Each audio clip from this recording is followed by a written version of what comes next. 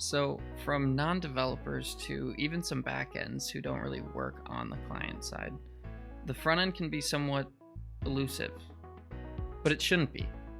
So, in this video, I'm going to explain how the website can be very analogous to a car. And even if you already understand that, I'm going to discuss what that kind of means for us as developers. Once we understand how those pieces go together, where we go from there.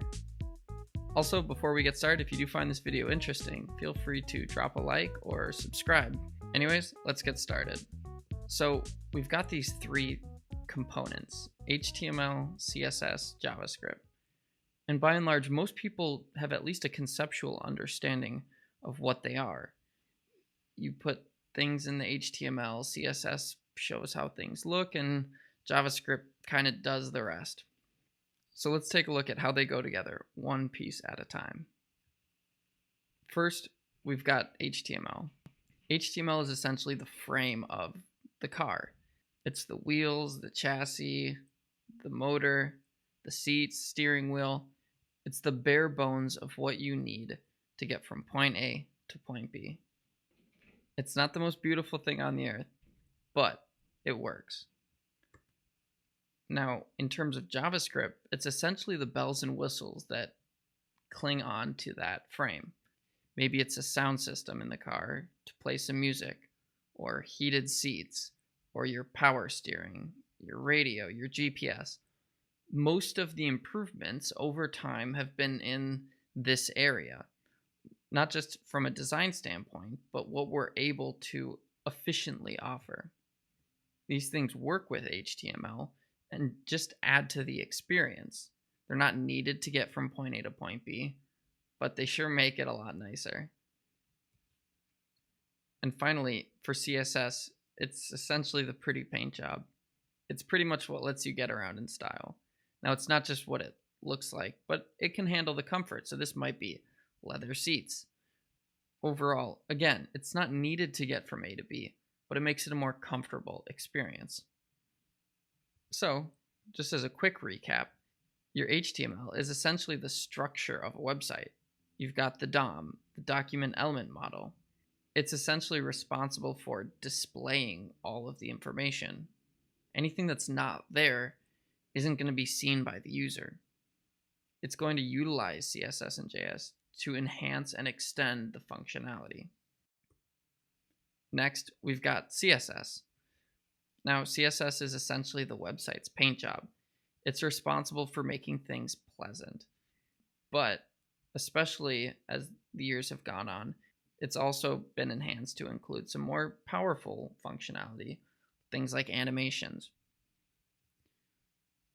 And finally, again, JavaScript. It's the bells and whistles. It's probably most responsible for making things modern. Your AC, your power steering, GPS, all of these things that we love about our car, that's kind of what JavaScript is doing. It's essentially handling all of the logical functionality as well as page updates, and doing so without needing page reloads. And that's a big deal for especially devices that have slower internet connections like phones, or maybe in areas that are more rural. And so, why is this important to understand? You might be saying, I already knew all of that stuff. What's the big deal? And I guess it kind of relates to a more philosophical discussion about where we're going as an industry. It has to do with modernization.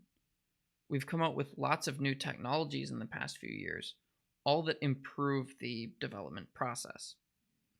New code bases like JavaScript and Angular and Vue, MobX and Redux, these things have all emerged, which help us write faster code sometimes, or at least make it easier to do cooler things.